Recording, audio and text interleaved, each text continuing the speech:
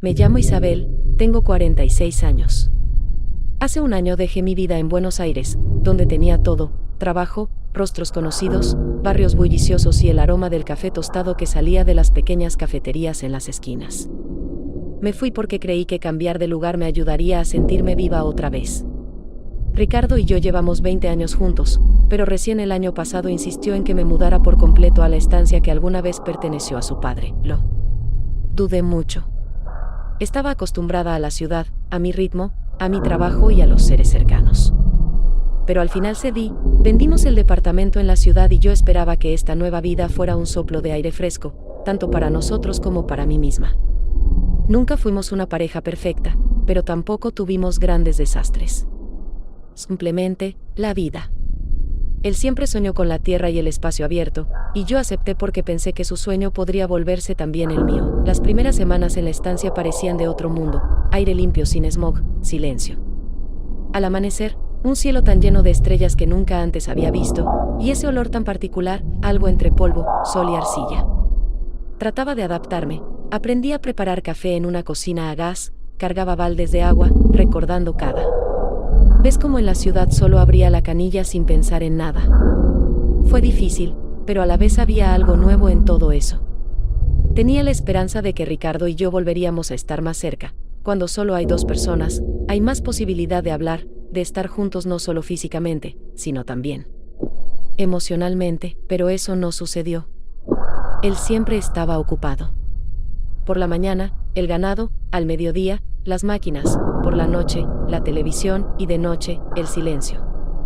Hablábamos poco y solo de cosas prácticas: la comida de los animales, las cuentas, el clima que podría arruinar el heno.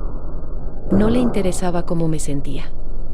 Nadie me preguntó si extrañaba la ciudad, a la gente, a mi vida anterior, donde al menos tenía un papel, donde mi estado de ánimo influía en algo. Aquí me sentía como parte del mobiliario, útil mientras trabajaba, y demás en cuanto me quedaba callada o simplemente me sentaba sin hacer nada. Una vez, ordenando su ropa después del trabajo, toqué un papel en el bolsillo de su campera. Era una postal, vieja, con la tinta un poco borrada, escrita por una mujer. En el reverso, solo unas pocas palabras: gracias por aquella noche. Lo recuerdo todavía. Ese. Y nada más. La leí 3 veces. No era nueva. Podría haber estado en ese bolsillo durante años, pero justo ahora fue como una explosión para mí. No porque sospechara de una traición, sino porque demostraba que él podía ser diferente. Sensible, atento, vivo. Solo que no conmigo, no. Hice ninguna escena. No pregunté. Volví a poner la postal donde estaba, pero la idea no me dejó en paz en toda la noche. Cuando nos sentamos a cenar, miré sus manos, arrugadas, fuertes, un poco cansadas. Y pensaba en cuántas noches así había pasado sin mí. Cuántas cosas no sabía. Quizá él también se sentía ajeno. Pero yo ya no podía preguntar nada. Habíamos perdido esa costumbre, compartir. Empecé a despertarme más temprano.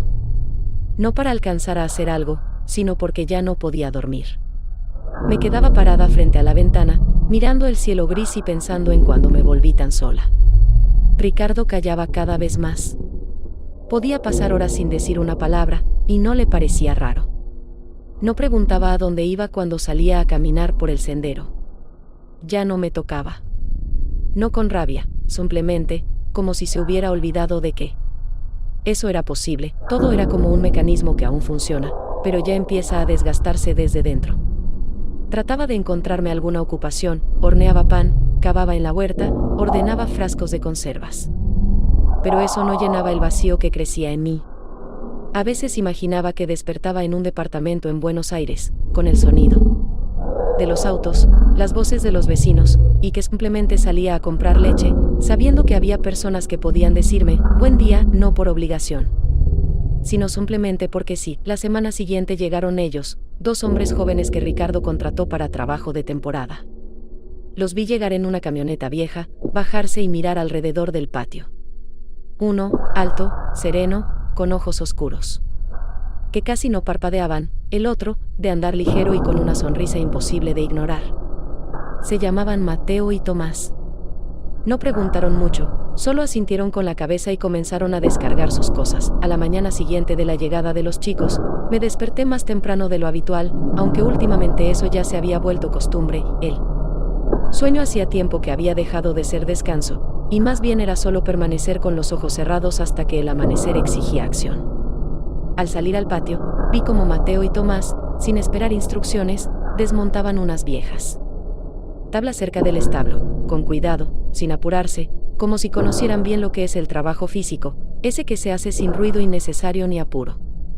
Me sorprendió su coordinación tranquila, ningún movimiento de más, nada de alardes, solo silencio y trabajo, como si hubieran vivido en la estancia toda la vida. Mateo era sereno hasta el extremo, hablaba poco, pero cuando lo hacía, era solo lo justo, sin frases vacías, con respeto y sin soberbia.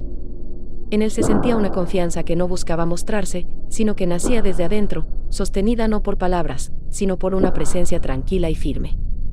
Sus ojos, oscuros, atentos, parecían no perder ningún detalle, como si no solo observara, sino leyera a todos los que tenía cerca, estudiándonos sin apuro, pero con profundidad. Tomás era todo lo contrario, más joven, inquieto, con ese aire de sonrisa fácil, casi irónica, que suelen tener los que están acostumbrados a gustar. Su energía se notaba incluso en cómo cargaba los baldes, con una curva en la espalda que remarcaba su confianza y una mirada que siempre buscaba reacción. Ricardo los recibió sin demasiadas palabras, les mostró dónde estaba todo, explicó brevemente la rutina diaria y se fue, sin siquiera intentar parecer hospitalario. Por mi parte, sabía que la estancia puede agotar a los recién llegados, especialmente a quienes vienen de la ciudad, así que decidí llevarles té, al menos, para suavizar un poco su primera impresión del lugar. Cuando me acerqué con el termo y las tazas metálicas, Tomás sonrió de inmediato y recibió la taza con ambas manos, como si no fuera simplemente una bebida, sino un regalo. Rozó mi mano en broma, como por accidente, pero su mirada se quedó un poco más de lo necesario, como esperando ver si yo reaccionaría. No respondí nada, solo sonreí, pero algo dentro de mí se despertó. Fue un detalle, un instante, pero se quedó grabado con claridad, porque hacía mucho tiempo que nadie me tocaba con atención, no mecánicamente, no con indiferencia, sino con una intención viva. Esa noche, al lavarme la cara antes de dormir, me miré al espejo y noté que me observaba más tiempo de lo normal. El cabello, que antes solo ataba en una coleta, esta vez lo peiné, como lo hacía antes, cuando todavía tenía una razón para hacerlo. No buscaba un cambio, no lo quería, pero esa noche algo se transformó en mí, y sentí que quería ser vista, no necesariamente deseada, pero al menos notada como mujer. En los días siguientes, los observaba desde cierta distancia, estudiaba cómo caminaba Mateo, siempre con la espalda recta, como si llevara algo importante incluso cuando solo pasaba frente al galpón. No me miraba mucho tiempo, pero cada vez que nuestras miradas se cruzaban por casualidad, sentía algo parecido a un cortocircuito, como si el mundo se volviera más nítido por un segundo. Tomás, en cambio, lanzaba frases ligeras, que podían parecer bromas inocentes, pero su tono era siempre más cálido de lo necesario. Una vez, al pasar cerca de mí, dijo: «Señora Isa, usted camina como si el viento tuviera miedo de no alcanzarla». Sonreí, bajé la mirada, pero volví a esa frase muchas veces en mi cabeza, porque hacía años que nadie me hablaba así. Ricardo, mientras tanto, seguía distante. No prestaba atención ni a los chicos ni a mi presencia. Por las noches, televisor, plato en la falda, un par de comentarios secos sobre el trabajo y silencio. Ya no esperaba nada de él, pero lo que me dolía era eso, la ausencia incluso del más mínimo intento por recuperar algo de lo que alguna vez fuimos. Ya no anhelaba la cercanía, pero si extrañaba el intento, eso era lo que me faltaba. Una semana después de la llegada de los chicos, volví a salir al porche con el termo. El aire estaba seco, el día apenas comenzaba, y el frío matinal se aferraba a la tierra más de lo habitual. Vi a Mateo levantando sacos pesados con cuidado pero con seguridad. Cerca de él, Tomás hablaba animadamente, gesticulando, y su risa surgía fácil, como si no existiera nada más difícil que una broma. Les ofrecí las tazas, y esta vez Tomás no me tocó, solo dijo: «Su té es mejor que todo lo que tuvimos antes». Solo asentí. No respondí, pero dentro de mí empezaba a florecer una sensación, como si me devolvieran a la vida, no con palabras, sino con esa atención que desde hacía mucho tiempo creía inalcanzable para mí. Todo parecía igual. pero algo en mis días había cambiado. Empecé a esperar las mañanas, no para ver el sol, sino para salir al patio, donde estaban ellos, 2 hombres desconocidos que trajeron a la estancia algo que hacía mucho faltaba. Una presencia que te obliga a volver a hacerte preguntas que ya habías aprendido a no hacerte. Al día siguiente, después del trabajo matinal, regresé del campo más tarde de lo habitual porque Ricardo me había pedido ayuda para mover unos hierros oxidados junto al cobertizo del tractor. No me negué, aunque nuevamente no hubo ni una palabra de agradecimiento ni una mirada hacia mí. Cansada, me dirigí al área de los baldes con pienso, donde solían quedar las cubetas de agua para los animales, y fue ahí donde vi a Mateo intentando cargar 2 grandes bidones llenos.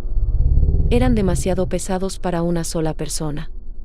Sin pensarlo mucho, me acerqué y le ofrecí ayuda, aunque él no la había pedido.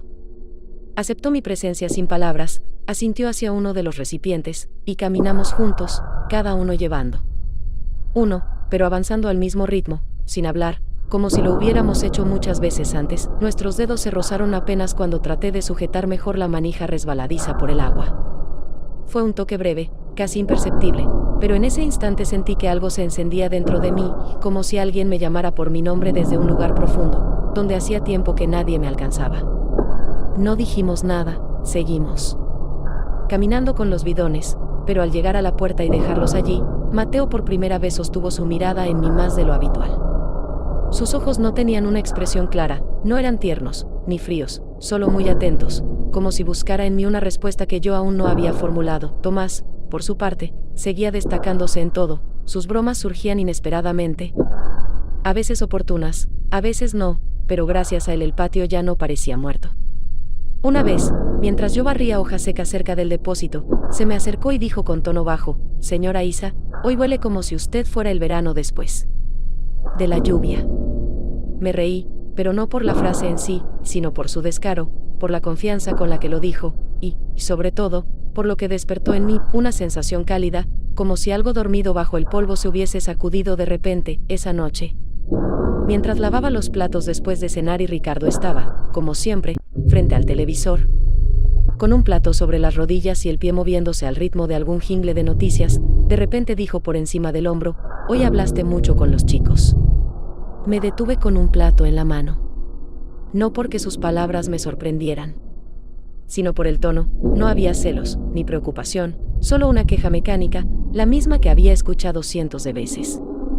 Quise responder, pero no lo hice, no por miedo ni culpa, sino porque por primera vez estaba enojada no con él, sino conmigo misma, porque en realidad me gustaba la atención que había empezado a recibir, y no venía de mi marido. Al día siguiente, cuando Tomás me ayudaba con unas cajas en la cocina, volvió a lanzar una de esas frases livianas que me hicieron sonreír aunque no quisiera, y vi como Mateo, que estaba un poco más lejos, se quedó quieto de repente, con un saco de grano en las manos. En sus ojos apareció esa misma mirada, no de celos, no de reproche, sino algo más complejo, una mezcla de entendimiento y cierta inquietud. Sentí que la situación comenzaba a complicarse, aunque no había tomado ninguna decisión, no había ocurrido nada concreto, ninguna conversación, ningún paso real hacia la traición, pero internamente ya sabía que estaba al borde de algo irreversible. Esa noche, me quedé de pie mucho tiempo junto a la ventana, viendo cómo el viento movía las copas de los árboles, y comprendí que aquel día había sido distinto a todos los anteriores.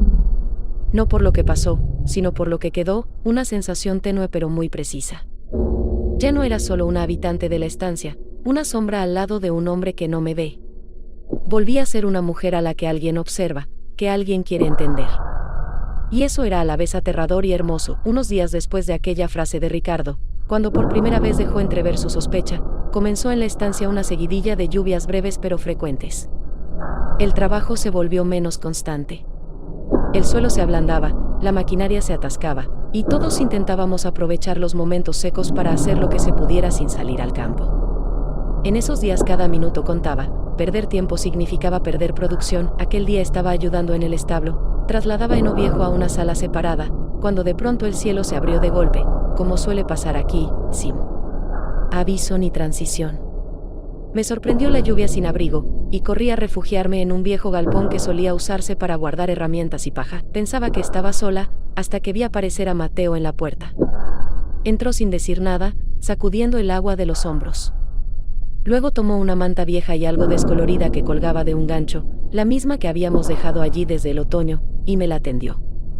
La acepté, algo incómoda, pero no por el gesto en sí, sino porque comprendí que no era solo una ayuda práctica. Él buscaba ese momento, uno donde pudiéramos estar cerca sin testigos, sin Tomás, sin Ricardo, sin la tensión cotidiana que flotaba siempre en el aire. Nos sentamos sobre unos fardos de paja. Había humedad en el ambiente, el olor a madera. Y a caballo se mezclaba con algo difícil de nombrar, no era solo el aire, era una atmósfera íntima, casi confidencial. Empecé a hablar de algo trivial, que el techo del galpón necesitaba reparación, que filtraba agua, que en invierno sería peor. Mateo respondía en frases cortas, pero no secas. Hablamos durante unos 10 minutos, sobre nada importante, pero con una naturalidad que rara vez se da cuando dos personas saben que se atraen, pero aún fingen que no noté que me miraba fijamente. Mientras acomodaba la manta sobre mis rodillas, alisándola sin pensar.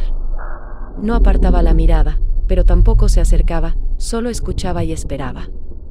Dejé de hablar. Nos quedamos en silencio unos segundos, mirándonos, como si cada uno decidiera si valía la pena dar un paso más. No me moví. Tampoco desvié la vista. Entonces, él se inclinó lentamente hacia mí, dándome espacio para retirarme si lo deseaba. Pero no lo hice, el beso fue preciso, sin ansiedad ni apuro, como si ambos supiéramos desde hacía tiempo que esto iba a suceder y solo esperábamos el momento. Duró unos segundos, sin dramatismo, sin urgencia. No dijimos ni una palabra después. No nos miramos inmediatamente. Simplemente nos quedamos allí, esperando que la lluvia amainara. Pero desde ese instante ya no podía mirarlo igual, y sabía que él tampoco podría. En los días siguientes, empecé a evitar encontrarnos a solas. No por vergüenza o miedo, sino porque sabía que no lograría mantenerme serena si estábamos otra vez juntos, sin testigos. No quería analizar lo que había entre nosotros, si fue un error, un instinto, o una necesidad de consuelo. Solo sabía una cosa, echaba de menos ese momento, no como un hecho en sí, sino como una sensación. La de que alguien te toca no por costumbre, sino con deseo. Tomás lo notó enseguida. No me preguntó directamente, pero empezó a quedarse más tiempo cerca de mí, cuando trabajaba en la despensa o preparaba la mesa. Una vez, al pasar, dijo con una sonrisa: «Señora Isa, últimamente se pone colorada solo con oír el nombre de Mateo». Me reí, aunque fue una risa nerviosa, no porque su comentario fuera gracioso, sino porque no esperaba tanta franqueza. Intenté cambiar de tema, pero sentí como el corazón se me aceleraba. No temía ser descubierta. Temía que, en efecto, estaba perdiendo el control. Aquella noche no pude dormir hasta el amanecer. Ricardo dormía a mi lado, de costado, tranquilo, profundo, como si nada cambiara. Yo miraba el techo, intentando recordar la última vez que alguien me había tocado porque quería, no porque debía. Y algo comenzó a despertarse en mí, y no solo el deseo, sino la necesidad de sentirme viva de verdad, no solo físicamente presente en la estancia, sino viva, con cada fibra de mi cuerpo. Unos días después de lo que ocurrió en el establo, la estancia retomó su ritmo habitual, pero dentro de mí nada volvió a ser como antes, y lo sentía en cada movimiento, en cada paso que daba por el patio o entre las filas de pienso para el ganado. Mateo apenas hablaba conmigo, no porque me evitara, sino más bien porque parecía querer dejarme espacio, darme tiempo para entender por mí misma qué significaba todo aquello. En su silencio había más respeto que en muchas de las palabras que había escuchado en mi vida. Su actitud no cambió de forma evidente, seguía trabajando con la misma constancia, cumplía cada tarea con precisión, no buscaba mi presencia. Pero de vez en cuando notaba su mirada, y en esos breves cruces de ojos se sentía una tensión que ambos tratábamos de ocultar. Tomás, en cambio, se mostraba cada vez más audaz, no de forma agresiva, ni grosera, pero con esa ligereza que tienen quienes están acostumbrados a atraer miradas. Sus bromas ya no eran inocentes, empezaron a tener un tinte más personal, con insinuaciones suaves, aunque siempre cubiertas por su sonrisa encantadora, la que le permitía esquivar cualquier compromiso directo. Una vez, mientras ordenaba toallas en la despensa, se me acercó y me dijo en voz baja: «Si tú fueras mía, no te dejaría estar triste». Fingí no oírlo, sonreí de forma forzada, pero sus palabras se quedaron mucho más tiempo en mi cabeza de lo que quería, y eso me molestaba. No por lo que dijo, sino porque una parte de mí reaccionó, aunque no quería admitirlo. Esa misma tarde, cuando regresaba del huerto y pasaba junto al cobertizo de los tractores, Ricardo me llamó. Estaba junto a unas cajas con tornillos, como buscando algo, pero al acercarme no dijo nada concreto. Solo lanzó una frase cortante: ¿por qué estás todo el tiempo con esos muchachos? No olvides quién eres aquí. Me detuve, respiré el aire frío que ya empezaba a sentirse, y respondí con calma, sin alzar la voz: no lo olvido. ¿Y tú? Su rostro se mantuvo impasible. No dijo nada, solo hizo un gesto con la mano y se alejó. En ese momento entendí con claridad que el problema no eran los chicos, ni lo que yo hacía, sino que entre Ricardo y yo ya no quedaba nada que nos uniera, salvo el hecho de seguir compartiendo espacio. Después de la cena salí al exterior para asegurarme de que Mateo hubiera cerrado el establo. El clima prometía cambiar, y en el campo el viento ya se levantaba. Él estaba justo en la entrada, apoyado en una pala, y al verme, asintió sin moverse. Me acerqué. Otra vez el silencio, pero esta vez no era incómodo, los dos sabíamos que ya no hacía falta decir nada en voz alta. Miré el cielo, donde empezaban a aparecer las primeras estrellas, y dije sin apartar la vista: ya no sé qué me retiene aquí. Él no respondió de inmediato.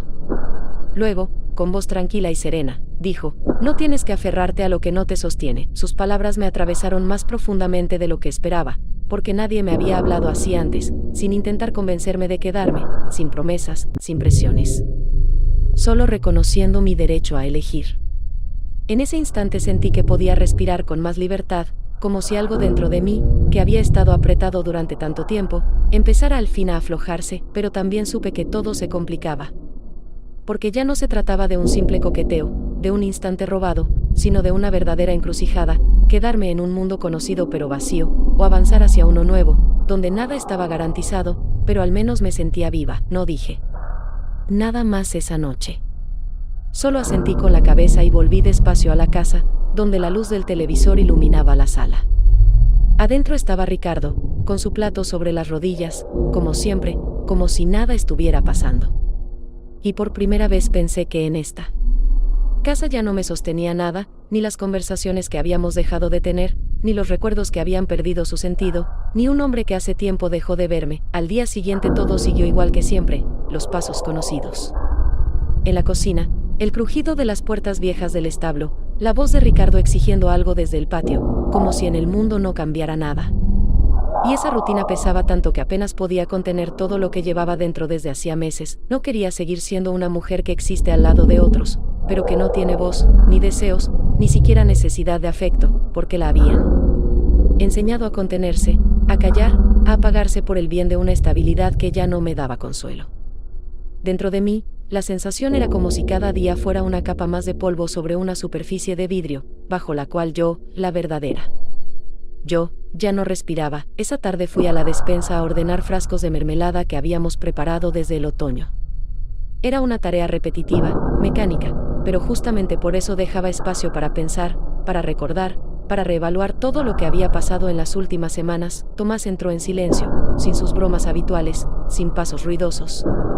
Y se quedó frente a mí, simplemente observando, como si por primera vez se atreviera a no actuar como el que siempre ríe. No habló durante un buen rato, y percibí que algo en él había cambiado, no completamente, pero sí lo suficiente como para que yo ya no pudiera verlo solo como el chico que buscaba atención. ¿Sabe que no se da cuenta cuando alguien la mira?, dijo finalmente, con voz serena, sin sonrisa, como si fuera algo importante que había estado esperando decir por mucho tiempo. Mi mano se quedó quieta a medio movimiento, justo estaba secando un frasco con un paño viejo, y no supe qué responder. Sabía que tenía razón. En realidad, sí lo notaba, pero no me lo permitía. Así que le contesté con honestidad, por primera vez sin filtrar mis palabras: no es que no lo note. Solo finjo no verlo. Es más seguro así. Él asintió, lentamente, como aceptando esa respuesta no como una debilidad, sino como una elección que entendía bien. Volvimos al silencio, pero esta vez no era tenso.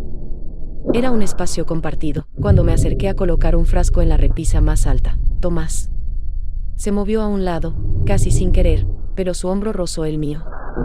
Y por un instante, se quedó allí, cerca, sin alejarse de inmediato. No me giré para mirarlo, pero sentí como el aire entre nosotros se volvía más denso, más cargado, como si todo en la habitación hubiera cambiado de temperatura. No por el roce, sino por el entendimiento mutuo, ya no podíamos seguir fingiendo. Que esto era seguro, no me aparté. Él tampoco. Y en ese momento entendí que no tenía ninguna justificación lógica para lo que estaba ocurriendo. Pero también comprendí otra cosa, que estaba viva. Que mi cuerpo no solo funcionaba, sino que deseaba, que respondía, que aún creía que podía ser deseado. El beso llegó sin advertencia, sin gestos previos ni palabras. Simplemente me giré hacia él, y él se inclinó, no con fuerza ni apuro, sino con la lentitud de quien deja espacio para un no. Pero yo no lo dije, mis labios tocaron los suyos, y en ese instante dejé de pensar en las consecuencias, en las reglas, en la moral, en Ricardo, que estaba en la casa sin saber nada. Solo sentí una cosa, que aún era mujer, que podía sentir. Y que tenía derecho a hacerlo, incluso si dolía, incluso si era un error. No dijimos nada después. Me alejé, tomé otra vez el paño, volví a mi tarea como si nada hubiera pasado, pero por dentro todo era distinto. Tomás no intentó tocarme de nuevo, no pidió nada, solo salió de la despensa, y no dejó atrás el silencio, sino una sensación, algo grande había comenzado, aunque todavía no tuviera forma ni dirección. Esa noche no pude dormir hasta el amanecer. Pero mis pensamientos no eran caóticos, sino claros, ordenados. Y cada uno de ellos era un desafío a mí misma. No pensaba en Tomás como en alguien con quien escapar o construir algo. Pensaba en mí y en que había dado un paso. Que no planeaba, pero que no me rompió. Al contrario, me reveló a mí misma, y aunque sabía que eso era una traición, no solo física, sino emocional, también entendía que la peor traición de todas era seguir siendo una sombra, borrándome a mí misma día tras día, mientras el mundo pasaba de largo. A la mañana siguiente no me despertaron los pasos habituales de Ricardo ni el ruido de la cafetera en la cocina, sino una sensación nueva dentro de mí, y no alegría, ni vergüenza, ni miedo, sino una conciencia nítida de que, desde ese momento, empezaba a vivir en dos mundos, y que ninguna parte de mí volvería a ser del todo sincera.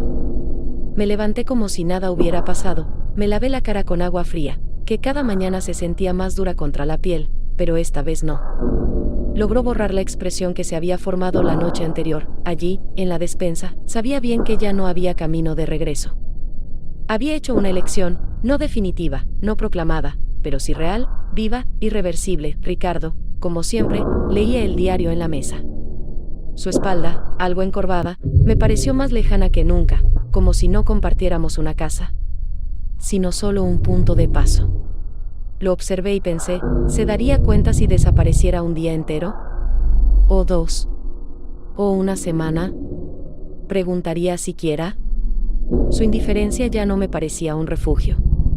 Era la prueba de que hacía tiempo yo había desaparecido de su mundo, aunque aún habitara a su lado. Tomás actuaba distinto. Se volvió más directo, menos sutil. En su forma de comportarse apareció algo que me inquietaba, no agresividad, sino una confianza nueva, como si creyera que ahora yo le pertenecía, al menos en parte. Buscaba momentos para estar cerca, tocarme el hombro al pasar, iniciar conversaciones imposibles de ignorar, y yo veía claramente que él había notado lo que había entre Mateo y yo. Aunque no habláramos de ello, aunque nada se hubiera dicho. En voz alta, la tensión entre nuestras miradas era evidente. Tomás empezó a usar eso como una especie de arma. Sus frases se volvieron cuidadosamente punzantes, con dobles sentidos sutiles. Como si me recordara que sabía más de lo que parecía. Una tarde se me acercó mientras doblaba ropa limpia junto a la ventana, y dijo, casi susurrando, sin mirarme a los ojos, si él no sabe hacerte feliz, yo sabré. No respondí. Cualquier palabra solo empeoraría las cosas. No quería darle nada que él pudiera usar luego como argumento. Mateo, en cambio, se distanció. No de forma hostil, pero sí evidente. Se volvió más silencioso, más reservado. En sus ojos no había reproche, pero sabía lo que había pasado, y sabía que yo también lo sabía. Cada vez que estábamos cerca, sentía que entre nosotros se abría un espacio que ninguno se atrevía a llenar.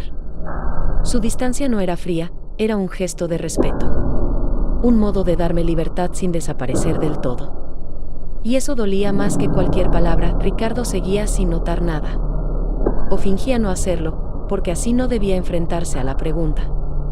Más difícil, ¿cómo pasó que su esposa, que estaba ahí cada día, en realidad ya se había ido? Su indiferencia revelaba nuevas facetas, y yo entendía con más claridad que alguien puede perder a otra persona sin que nada externo se desmorone, pero con todo roto por dentro. Vivíamos juntos, desayunábamos en la misma mesa, hablábamos. A veces de cosas prácticas. Pero yo ya no podía sostenerle la mirada. Sentía que él podía ver dentro de mí, aunque no dijera nada. Cada vez que sus ojos me rozaban, me temblaba algo por dentro, como si todo lo que escondía estuviera a punto de salir a la superficie. Esa noche cenamos todos juntos, como ocurría a veces, yo, Ricardo, Tomás y Mateo. Yo preparaba la mesa intentando mantener el rostro sereno, las manos firmes, la voz neutra. Pero detrás de cada gesto había una tensión que ya no podía ocultarse. La conversación giraba en torno al clima, la cosecha, hasta que Tomás, sentado frente a mí, lanzó una frase que cortó el aire como un cuchillo. Es curioso cómo a veces cambia tan rápido la atmósfera en una casa, lo dijo con tono casual, como si fuera solo un comentario. Pero su mirada me atravesó, y sentí que me ardían las mejillas. Mateo bajó la vista. Ricardo no dijo nada, pero noté cómo me miró un instante más de lo habitual, y en ese momento entendí algo con toda claridad. La chispa que había intentado esconder tanto tiempo ya se había convertido en una llama. Y ahora era demasiado tarde para fingir que nada estaba pasando. Al tercer día después del beso con Mateo y la tensa conversación con Tomás, sentía con cada vez más fuerza que la situación se me iba de las manos. Todos intentábamos seguir con nuestras máscaras. Yo, la ama de casa, Mateo, el trabajador reservado, Tomás, el bromista encantador. Pero por dentro todo hervía, y empezaba a filtrarse en los pequeños gestos, pausas demasiado largas, movimientos demasiado bruscos, frases que, aunque simples, llevaban más peso del que mostraban. Ese día le pedí a Tomás que bajara una caja pesada al sótano, ya que Ricardo había salido al campo y Mateo estaba ocupado con el generador. Bajamos por las escaleras crujientes, yo delante con una linterna, él cargando la caja sin decir una palabra. Pero al llegar al espacio estrecho y semioscuro, en vez de dejarla en el rincón, la puso en el medio del piso, se detuvo y habló. Estoy harto de callar, dijo con voz firme, aunque sus ojos estaban tensos. Sé que hay algo entre ustedes. Y yo no soy un juguete. No pienso quedarme mirando como él te gana, y tú lo quieres a los dos a la vez, no respondí. Su franqueza me descolocó. Sentí que la linterna temblaba en mi mano. Tomás dio un paso más cerca, demasiado cerca, y agregó, si le dejas todo a él, no te engañes. Eso no es amor. Él solo espera que tú hagas el trabajo. Di un paso atrás y le dije con frialdad, no es asunto tuyo, Tomás. Ah, ¿no? ¿Es suyo? ¿O de él? ¿Marido tuyo? Soltó con un tono duro, me di vuelta y salí del sótano sin mirar atrás. Y en ese instante decidí, se acabaron los coqueteos, las insinuaciones, las concesiones. Le había dado demasiado. Él confundió cercanía con derecho. Más tarde, ya hacia la tarde, estaba trabajando en el depósito del forraje. Estaba agotada. Con la espalda empapada de sudor, sentada sobre un saco, cuando escuché los pasos conocidos, era Mateo. No se sentó a mi lado, solo se apoyó contra la pared y preguntó, ¿él habló contigo? Asentí. No hicieron falta más palabras. Todo ya estaba dicho. Él sabía que Tomás lo sabía. Y yo sabía que los tres estábamos atrapados en un círculo cerrado, que alguien debía romper. De pronto, con una dureza inesperada, Mateo dijo: Él no juega contigo. Él juega con tu lugar. Y si tú lo permites, ya no es solo culpa suya. Sus palabras me dolieron, porque tenía razón. Tomás no me había amenazado, ni gritado, ni tocado de forma indebida. Pero su presencia se había vuelto venenosa. Su actitud, yo también tengo derecho, era una forma de control, y yo, sin darme cuenta, se lo había permitido. Esa noche no quise volver a entrar en la casa. Me senté junto al cobertizo de la leña, con la chaqueta sobre los hombros. Los mosquitos empezaban a molestar, pero no me importaba. No quería volver a esa habitación donde todo era demasiado silencioso. Ricardo regresó tarde, cansado, con una botella de cerveza en la mano. Pasó por mi lado sin decir una palabra. Yo sabía que sospechaba. Su silencio ya no era habitual, era enfocado. no preguntaba porque esperaba que yo misma lo dijera. Mi vida se había convertido en un campo minado, cada acción podía ser la última gota. Y lo peor era que entendía, ya no podía seguir siendo espectadora. Tenía que elegir, no entre hombres, sino entre la verdad y la comodidad de seguir mintiéndome a mí misma. 2 días después de la conversación con Tomás, en la que por primera vez presionó sin rodeos, y de aquella mirada de Mateo, en la que ya no quedaba nada del antiguo control tranquilo, me resultaba evidente, no podía seguir postergando, evitaba a todos cuanto podía. Fingía interés en las tareas más banales, lavaba durante horas el suelo de la despensa, me quedaba en la sala de herramientas, trasladaba cajas vacías de un lado a otro solo para no cruzar ninguna mirada. Pero incluso en el silencio, incluso sin contacto físico, la tensión entre nosotros era tan densa que casi no se podía respirar, me perseguía una sensación constante, como si todo ya estuviera decidido, pero nadie quisiera ser el primero en admitirlo. Todos sabíamos lo de todos. Tomás no decía nada, pero sus miradas eran directas, cargadas, y yo leía en ellas, él espera que todo estalle. Mateo volvió a tomar distancia, no por enojo, sino para no ejercer presión justo cuando yo estaba al borde de un colapso interno. Ese mediodía, cuando el viento se levantó antes de lo normal y el cielo se volvió de un gris espeso, fui al cobertizo donde guardábamos las semillas y herramientas, a comprobar si el techo no goteaba, si los sacos seguían en su sitio. En realidad, solo buscaba un espacio donde detenerme y no sentir encima el peso de las miradas, tal vez lo quise, tal vez lo presentí. Pero Mateo ya estaba allí, agachado junto al generador, ajustando una tuerca. Cuando entré, no levantó la vista. Yo tampoco hablé. Caminé hasta una de las estanterías y me quedé allí, de espaldas a él, escuchando cómo el viento golpeaba las chapas del techo. Llovía. Estábamos encerrados, sin posibilidad de salir, pasaron unos minutos en completo silencio.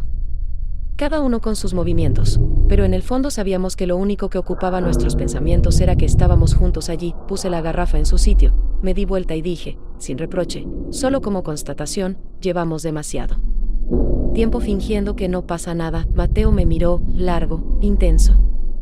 No como un hombre mira a una mujer que desea, sino como alguien que teme que, con un solo paso, se rompa todo.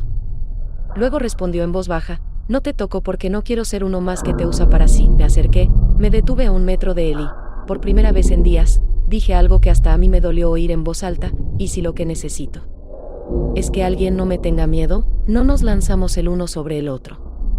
No hubo arrebatos. Solo di un paso. Él se incorporó lentamente, y nuestros labios se encontraron, sin temor, sin temblor, con la certeza de quien ya ha elegido aunque no lo haya dicho en voz alta. Este momento fue distinto, no un impulso como con Tomás, no una debilidad momentánea, sino algo más profundo. Después de ese beso ya no podía fingir que quedaba espacio para las dudas. Había cruzado la línea. Y él también. Regresé a la casa cuando ya oscurecía. Ricardo estaba en el porche, con una taza de té, mirando hacia el campo. Al pasar junto a él, no se movió. Ya no preguntaba nada, pero su cuerpo entero irradiaba tensión. Era como si ya supiera algo, lo hubiera visto, lo oliera en el aire. Más tarde, mientras guardaba los platos en la alacena, Tomás apareció en la puerta de la cocina. No dijo ni una palabra. Solo me miró. Y eso fue suficiente para entender, lo había visto, y ahora tenía poder. No amenazó. No insinuó. Pero en su silencio entendí que esto ya no era un juego. Él esperaba su momento. Esa noche me desperté antes del amanecer, no por ruidos, ni por la luz, ni por el viento, sino por algo que dentro de mí ya no podía sostenerse más. Me quedé acostada junto a Ricardo, mirando el techo, intentando recordar cuándo fue la última vez que habíamos tenido una conversación real, no sobre cosas prácticas, sino una donde nos viéramos de verdad. Él dormía profundamente. Su rostro sereno, casi ausente, como alguien que hace tiempo aprendió a no esperar nada ni de sí mismo ni de los demás. Recordé cómo nos conocimos. Él era directo, honesto, tranquilo. No decía cosas de más, pero tampoco desaparecía cuando yo lo necesitaba. Pasamos juntos 20 años, y aunque no fueron años de pasión ni de entusiasmo, fueron un camino compartido, con rutinas, concesiones, momentos duros, enfermedades, arreglos, deudas, pérdidas. Nos mantuvimos juntos cuando muchos otros se habrían rendido. Eso tenía valor, no le tenía odio. No lo traicioné por venganza, ni para herirlo. Al contrario, luché durante mucho tiempo por nosotros, por mí, por esta casa. Pero en algún momento, dejé de existir en sus ojos. Por más que hiciera, él ya no me veía como mujer. Solo como una presencia. Cómoda. Previsible. Sin preguntas, tenía miedo. No como en las películas, no un miedo con gritos o vértigo, sino un miedo hondo, silencioso, físico. Miedo de perder no a él, sino a la parte de mí que había puesto en estos años. Miedo. De saber que me iba dejando atrás no a un enemigo, ni a un abusador, ni a alguien que me hizo daño, sino a un hombre al que alguna vez amé con sinceridad. Miedo de salir por esa puerta y no volver jamás, sabiendo que nadie me llamaría. No porque no quisieran, sino porque no sabían cómo. Me levanté sin hacer ruido, cuidando no despertarlo. Pasé por la cocina, encendí la luz, tomé un viejo cuaderno donde solíamos anotar la lista del mercado y arranqué una hoja en blanco. Me senté un buen rato antes de escribir. No quería llenar la página. No era para justificarme. Solo quería que fueran unas pocas frases que reunieran todo el tiempo compartido. Ricardo, no me voy por otra persona. Me voy porque hace mucho que me perdí a tu lado. No me hiciste daño. Pero tampoco me sostuviste cuando empecé a desaparecer. Gracias por los años, por el hogar, por el tiempo. Ya no puedo seguir siendo lo que me convertí aquí. Isabel, dejé la carta sobre la mesa de la cocina. No debajo de la almohada. No en un cajón. En un lugar visible. Era importante que la viera enseguida. Que no tuviera que buscar palabras. Que todo fuera claro. Volví al dormitorio. Me quedé unos segundos observando su espalda. Antes solía tocarla de noche, buscando su calor. Pero en los últimos años, era como una pared. No por crueldad, sino por costumbre. No lloré. Ya no. Las lágrimas se habían agotado mucho antes, en las conversaciones que nunca tuvimos. En los abrazos que no pedí porque sabía que no llegarían. Cuando salí de la casa, el cielo aún estaba oscuro. El aire olía a tierra mojada, lloviznaba. Mateo ya me esperaba junto al auto. No preguntó si estaba lista. Solo abrió la puerta. Su mirada era clara, pero no alegre. Sabía que esto no era una fuga, ni una aventura. Era una elección. Difícil. Pero necesaria. Subí. Arrancamos despacio, pasamos junto al galpón, por los caminos conocidos, frente al porche. No miré atrás. Sabía que Ricardo aún dormía. Y sabía también que, al despertar, no saldría a buscarme. Leería la carta. Y quizás, solo entonces, entendería cuánta distancia había crecido entre nosotros. Y que ya era tarde, en el auto hacía fresco, así que me abracé la mochila contra el pecho y me envolví en una vieja campera. Mateo no dijo nada innecesario. Simplemente arrancó, como si todo entre nosotros ya estuviera decidido no ayer ni hoy, sino mucho antes. Y quizás así era. Llevaba meses caminando en círculos dentro de esta decisión, como en una habitación pequeña donde todas las puertas parecían cerradas. Pero una de ellas siempre había estado entreabierta. Yo simplemente no me atrevía a mirarla, no sentía alivio. No había euforia.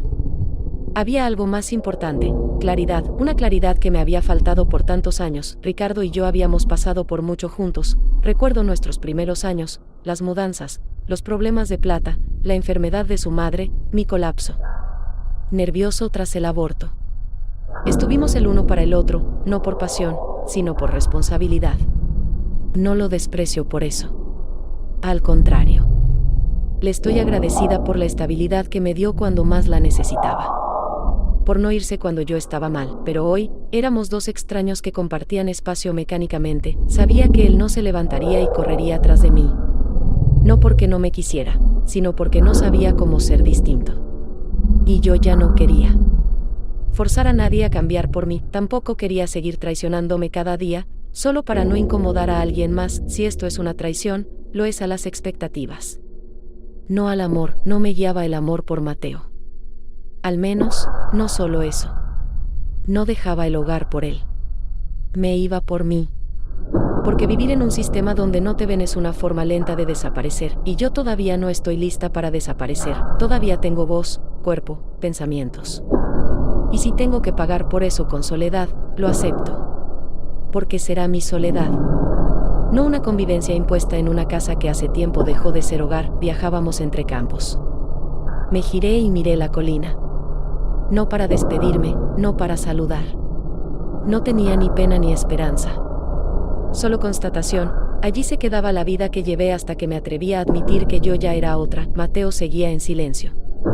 Y estaba bien. En su silencio no había exigencia. No venía a salvarme. No esperaba gratitud. Le bastaba con que yo estuviera allí, no por deber, sino por decisión propia. Por eso confiaba en él. Porque no me pedía nada. Solo dejaba espacio. Nos detuvimos en un camino lateral, desde donde se veía una carretera vacía. Me bajé del auto, caminé unos metros, respiré hondo. No porque necesitara una pausa, sino porque quería habitar ese momento con conciencia. No huía. Solo cambiaba de rumbo. Quizás tarde, pero no demasiado tarde. ¿Y ahora qué?, preguntó Mateo sin mirarme. No respondí de inmediato. Luego dije, no lo sé. Pero por primera vez en mucho tiempo, eso no me da miedo. No sabía si seguiríamos juntos o nos separaríamos al mes. No sabía si encontraría trabajo, si aguantaría, pero sabía una cosa: salí del círculo. Y no volveré.